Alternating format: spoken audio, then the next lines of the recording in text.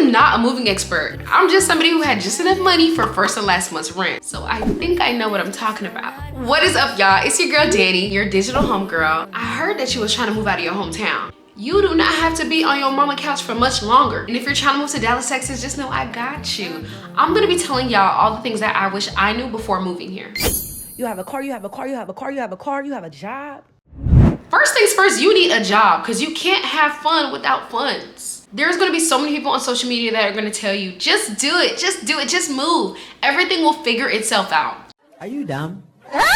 What you will find is yourself under 635 because you thought it was a great idea to move to the city without a job. Not only is that reckless, but that's irresponsible. I often tell people, if you don't have a job in Dallas, Texas, it's because you don't want one. There are plenty of things you can do to have a consistent flow of income.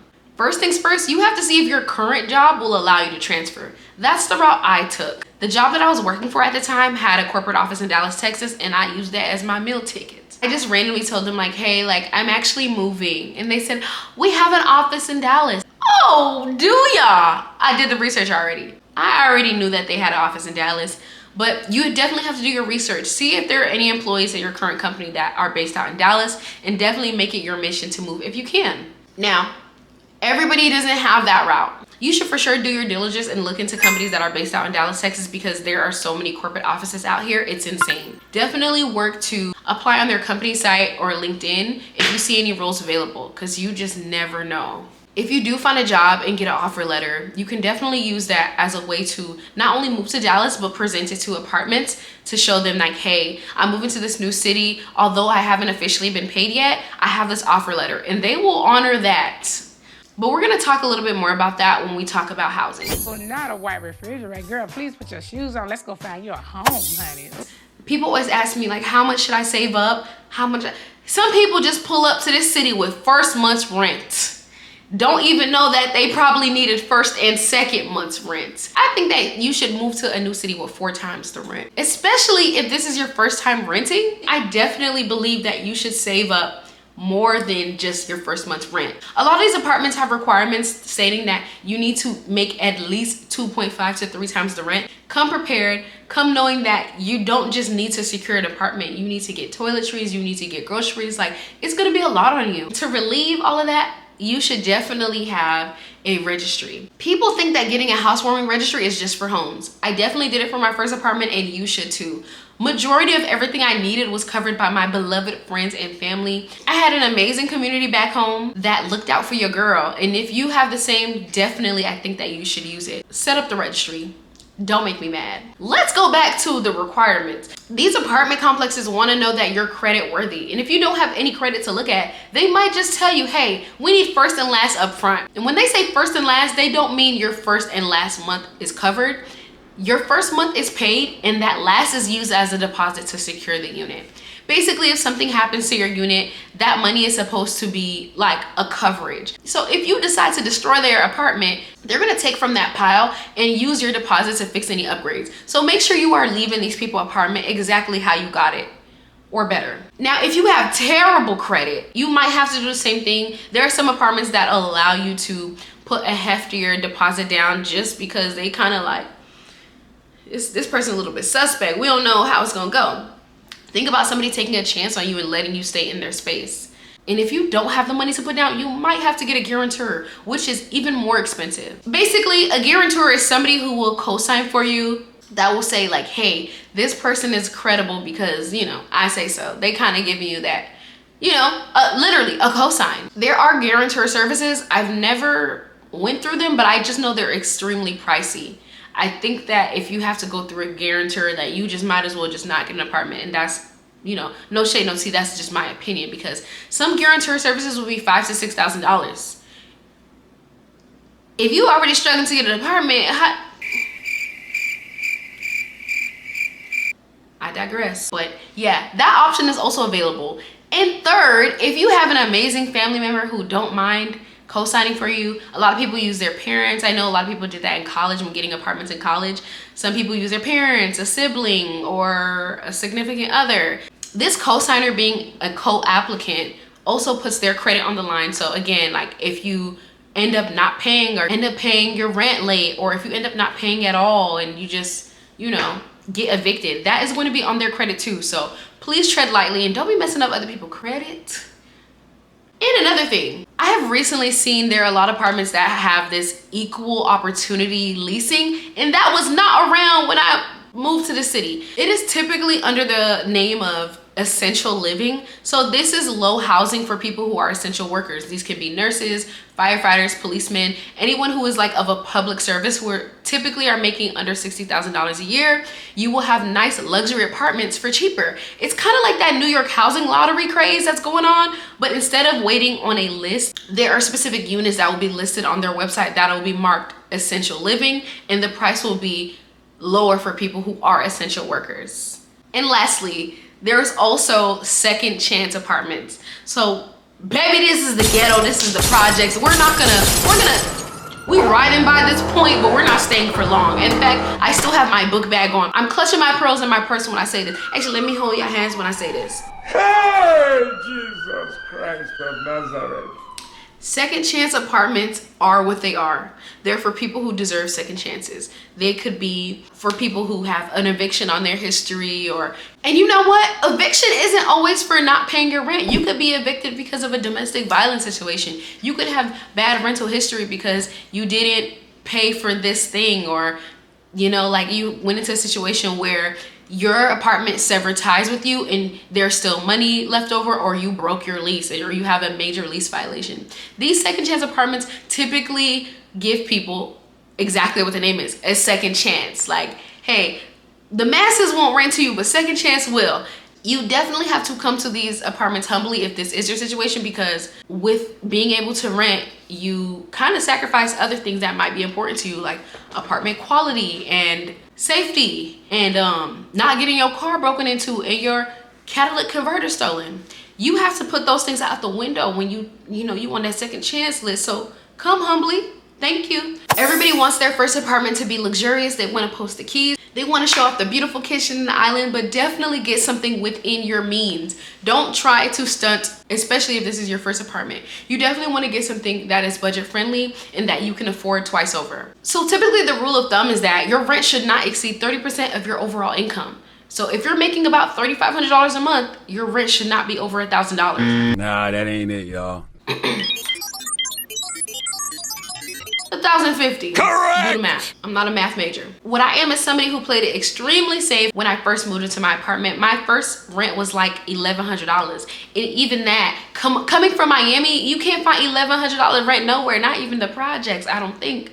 But I was just, a college student who was very broke, trying to figure out, how am I gonna make $1,100 a month? How am I gonna pay my rent? And you don't wanna be that person. You wanna get something that is super feasible. Do not be that person who's trying to figure out every month how they're gonna pay their rent. Do not be that person that be mad on the first talking about some rent again. Yeah, and it was last first and you paid it on the 4th. And just for y'all that don't know, most apartments give you about 3 days grace period to pay your rent. On that 4th, 5th, 6th day and every day after, there's going to be a 10% fee that you can incur for paying your rent late. Make sure you pay your rent on time and make sure you have your rent on auto pay. Clock it. Oh my God. The cable turned off. On to a more boring part about adulting, utilities.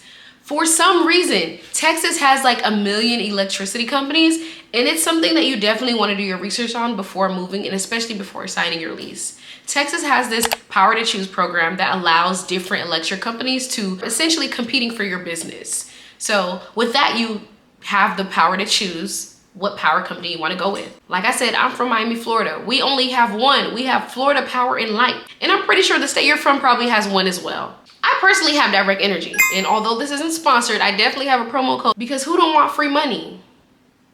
Did you write it down? Okay.